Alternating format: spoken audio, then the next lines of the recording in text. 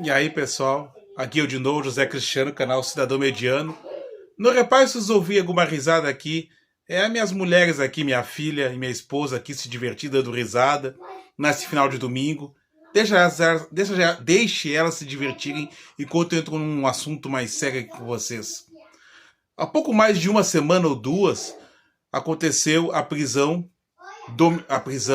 na sede da Polícia Federal, acho que em Brasília. Não acompanhei muito por cima, acompanhei meio que muito por cima do ex-presidente Jair Bolsonaro.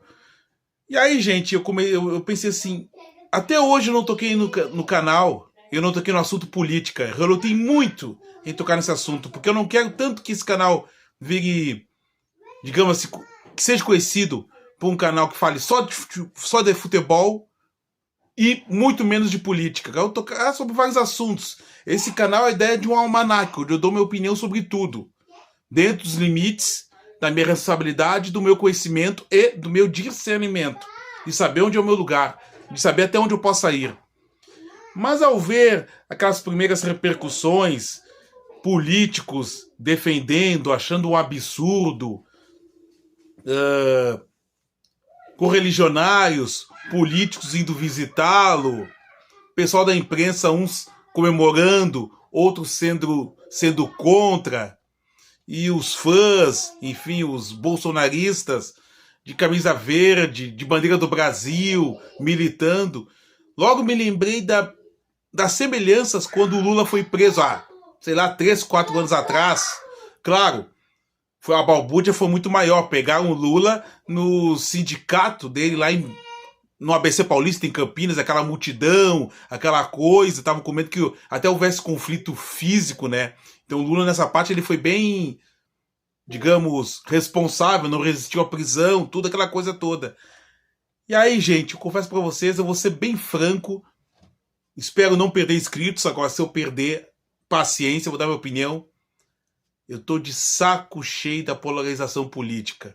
Eu tô de saco cheio dessas duas vertentes. Petismo de um lado e bolsonarismo do outro. E, pra ser franco, Lula e Bolsonaro são duas bostas que só ferraram o Brasil. Não especificamente só eles, mas tudo aquilo que eles simbolizam, todo o circo, toda a máquina política, midiática que tem por trás deles. Enfim, toda essa máquina cruel, obscura, eficiente e cega que faz gerar a ciranda política no Brasil. Porque, gente, os políticos eles nos têm como otários. E nós somos culpados disso. Veja bem, gente, atualmente, do lado, o Bolsonaro que foi preso, um ex-presidente que fala em moral, fala em família, mas na vida privada tem uma família disfuncional. Ele que foi um sujeito que já pediu para que, quando era casado, tinha uma amante, e essa amante, ao engravidar, ele pediu para que ela fizesse o aborto. Isso não é fake news, gente, isso é verdade. Ela, felizmente, né, não fez o aborto, e essa criança vem ser o filho caçula dele, homem, o Jair Renan, que hoje é deputado lá em Camboriú. Essa história não é invenção minha, viu, gente? Quem meramente investigou a história do Jair Bolsonaro sabe dessas coisas. E fora outras passagens muito degradantes dessa família disfuncional, como, por exemplo, quando o Jair Bolsonaro, que fala tanto em Deus, Pátria, Família, fez com que o Carlos Bolsonaro competisse numa eleição contra a própria mãe, que é uma ex-mulher, obviamente, do Jair Bolsonaro. Esta é a família tradicional brasileira. E sem contar por se tratar de um presidente que teve um comportamento irresponsável, para não dizer dá para dizer assim, criminoso durante a pandemia, incentivando as pessoas a se protegerem do contágio, a não usarem máscaras, a ignorar as medidas de proteção e de contenção para o contágio na época, defender o uso irresponsável daquele remédio, que eu não vou falar o nome aqui, sem entender nada e ainda por cima dificultando o trabalho da Anvisa na confecção, na importação e na distribuição de vacinas para conter o avanço na época. Isso ceifou vida de milhares de pessoas. E sem contar aquela falsa dicotomia criada, economia versus saúde, quando as duas coisas andam juntas. Ceifou vidas de milhares de pessoas. Dá para botar na conta dele. E teria sido muito pior se, naquela época da pandemia, o atual governador de São Paulo, quer dizer, o governador de São Paulo naquela época, o Dória, uma figura que eu politicamente não gosto, mas eu tenho que dar um mérito a ele. Ele teimou e trouxe a Coronavac, o que adiantou muito adiantou em muito a distribuição das vacinas no Brasil, apesar do maluco lá de Brasília, o Bolsonaro, na época, ser totalmente contra e na época também pouco se lixava para as mortes, para a contágio. Tanto que muito político negacionista que o seguiu, senadores, apresentadores de televisão, acabaram perdendo a vida. Mas não pense que eu estou defendendo aqui, que eu tô fazendo esse vídeo aqui para defender o lado mais da esquerda, petista. Eu que fui petista durante muitos anos, não. Para não me alongar muito, ser breve, do outro lado tem o Lula. Que eu não posso esquecer, primeiro, do mensalão. Aquela pouca vergonha capitaneada pelo seu José Dirceu, que hoje não deve nada para a justiça, afinal ele foi condenado, já cumpriu, se não me engano está solto, mas volta e meia em podcasts, e como todo agente revolucionário, tem a candura de olhar para as câmeras, como eu muito assim, rapidamente vi esses tempos, numa entrevista que ele deu para o Chico Pinheiro, dizendo, com a maior candura e cara de pau, não houve o mensalão. E na época eu acreditava cegamente. Ali já é para ter caído a República. Mas não caiu por quê? Teórica, naquela época, né, o brasileiro, digamos, estava confortável por, digamos, ter um poder econômico, estava adquirindo as coisas, estava comprando fogão, estava comprando máquina de lavar, estava comprando carro, enfim, aquele fenômeno que já foi muito bem falado do crédito liberado, que durante muito tempo deu uma sensação de poder aquisitivo, digamos, eterno, para, na época, a tão famosa e conhecida classe C. Isso é um outro assunto que um dia eu vou abordar aqui. Então, o brasileiro é assim, quando ele está com dinheiro no bolso, pouco importa a corrupção. Tanto com o dinheiro no bolso, ele faz vistas grossas. Então, através da ação 470 na época, no Supremo, que foi presidida pelo Joaquim Barbosa, poucas figuras foram condenadas, parou por ali, infernizar a vida daquele homem, tanto que o Joaquim Barbosa, aos 59 anos, desistiu da magistratura, se aposentou devido ao inferno que foi a sua vida, pela pressão dos petistas, mais ou menos o que os bolsonaristas hoje fazem com o Alexandre de Moraes. Isso é, a gente mata o juiz, a gente mata o mensageiro, mas nunca se preocupamos com o conteúdo da mensagem. E quando não passou, e quando a gente mais ou menos se livrou, entre aspas, do mensalão, porque algumas pessoas foram presas, né? O Dirceu, o Palocci, enfim, veio uma coisa muito pior. O Petrolão. Aí foi a devastação total. Eu, da minha parte, petista na época, passei anos discutindo em conflito interno, que parecia que, se eu admitisse a corrupção no governo petista, se eu admitisse a corrupção que teve participação do Lula, que ele sabia de tudo, parecia que eu estava traindo a mim mesmo, a minha família, a minha honra, aos meus pais, porque eu era militante. Não de, digamos, ser filiado ao PT, que eu nunca fui, não de pegar bandeira, mas eu era aquele militante assim, tomado, que defendia o Lula, defendia o petismo, no trabalho, dentro da família, no meio de amigos.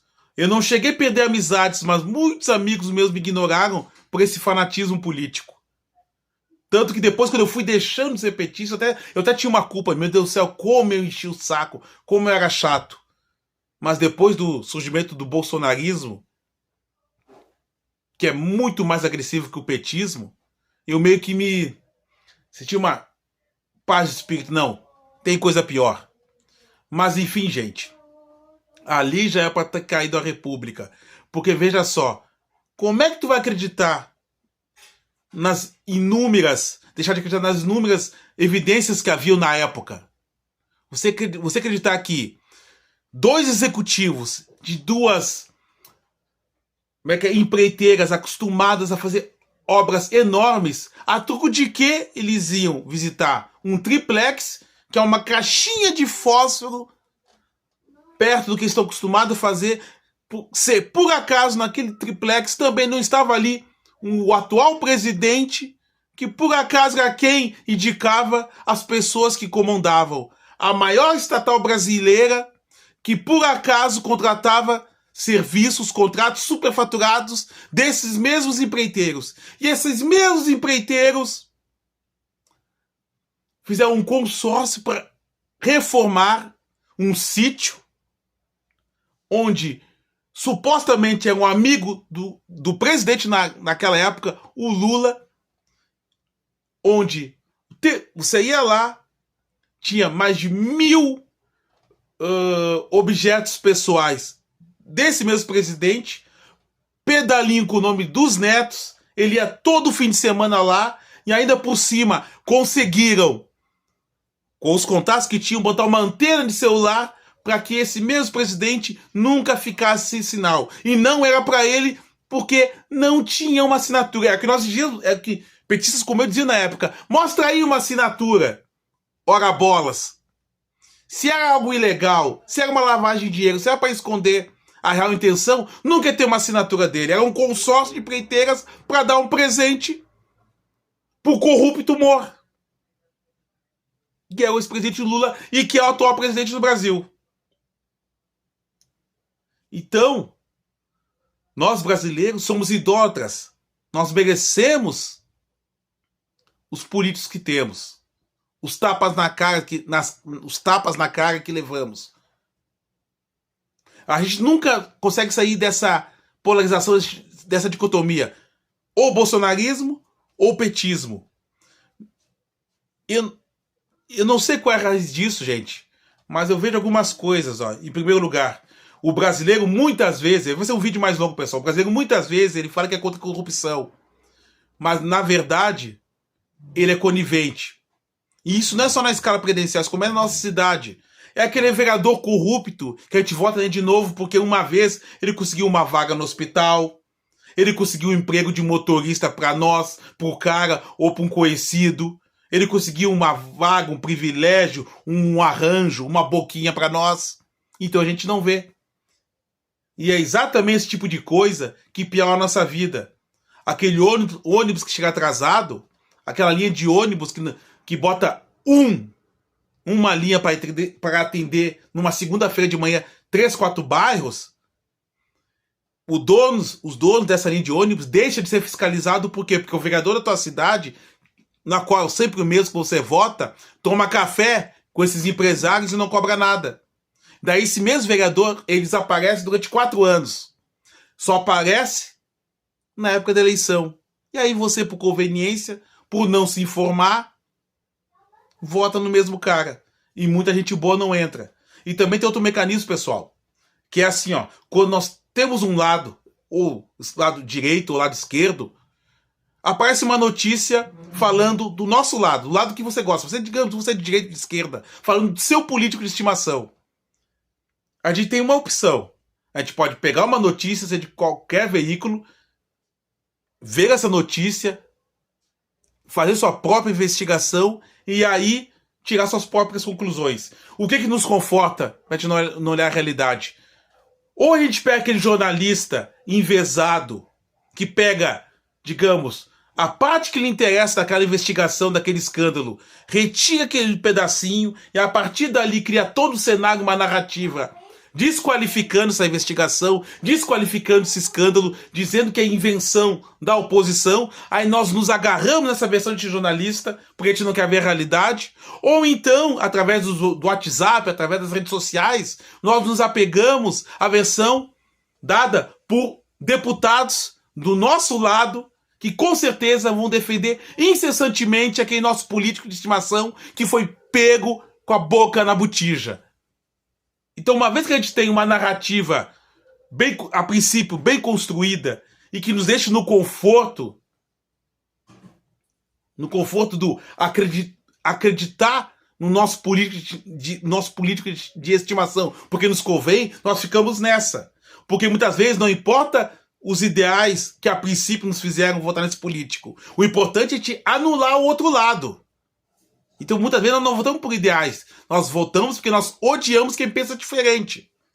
Então, se aquele agente político, aquele político que a gente tem amor, fez coisa errada, mas desde que ele maltrate, que aniquile o outro lado, eu vou votar nele. E é assim que a máquina podre política, que vive de fundão eleitoral, que vive de nos trair nos corredores, no submundo da política, nos bastidores, quando muitas vezes nós, otários estúpidos, estamos nos matando, né, nas ruas, como aconteceu nas últimas eleições, eles estão tomando café, fazendo rearranjos para ver aonde eles vão se encaixar na próxima eleição. Ó, vota nesse daqui para aquele otário militante lá, ó.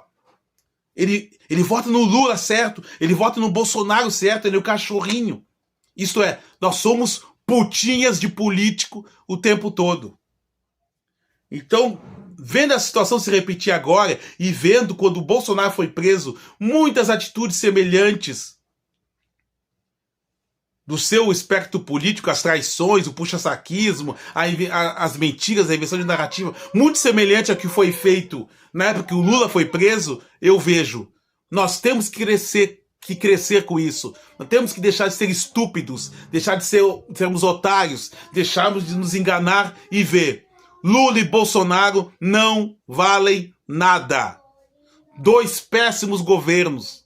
Nós fomos traídos pelos dois. Nossa vida não melhorou, só piorou. E se depois de tudo que aconteceu, você ainda passa pano, você ainda está fechado com um dos dois, com todo respeito, meu amigo, você deveria refletir. Você não precisa deixar de ser de esquerda ou deixar de ser de direita para romper com esse vício, com essa maldição, com essa chinelagem que tomou conta da nossa política nacional. Apenas nós temos que parar de dar carta branca para os políticos. Eles têm que ter medo da gente, eles têm que saber, assim como eles mudam de partido, nós podemos mudar de opinião, assim como aquela pessoa que simplesmente muda de roupa toda hora. Mas não, somos apaixonados, somos fanáticos, nós damos segurança para eles.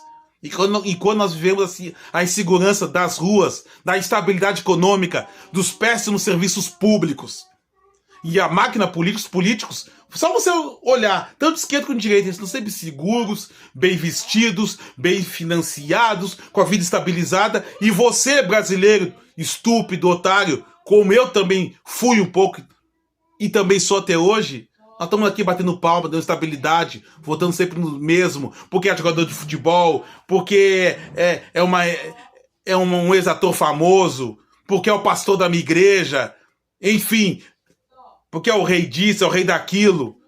Quando muitas vezes nós não estudamos o plano de governo do cara, o que o cara fez no passado, quando estourou esses escândalos, com quem ele se coligou, quantas vezes ele mudou de partido. Então, enquanto nós brasileiros não tomarmos ciência disso, não deixarmos com que façam nossa cabeça, não seguimos cartilhas, não caímos facilmente em falsas narrativas, o Brasil vai ser essa merda. Então eu digo novamente, Lula e Bolsonaro são duas porcarias, não prestam, eles e toda essa fauna maldita de políticos que giram em torno dos dois. Enquanto nós não acordarmos, estaremos fodidos. E o pior de tudo, vem mais uma maldita eleição presidencial ano que vem. E eu só quero ver, eu, como observador, o que vai acontecer. Mas eu digo de antemão, nenhum dos dois vai levar meu voto. Não vou votar em nenhum dos dois, em ninguém, nenhum político que esteja ligado dos dois. Se existe uma terceira via ou não existe, nós vamos ter que cavar. E só tem uma maneira de fazer isso. Parar de votar nesses caras e quem está ligado neles. Isso não vale só para o cargo de presidente, mas desde lá de baixo.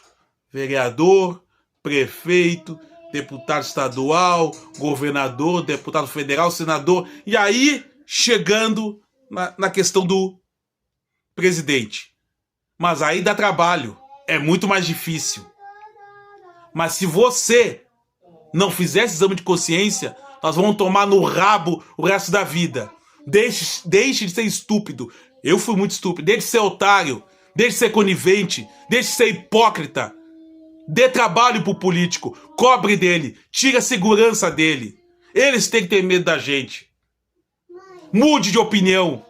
Seja escorregadio na hora de votar. Não seja fiel. Não seja gado.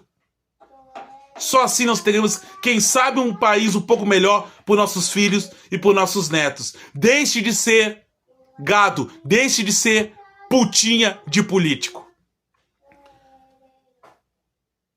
Inscreva-se no canal, ative o sininho, compartilhe, se concorda, discorda, deixe sua opinião. Mas é isso, gente. Tenha uma boa semana.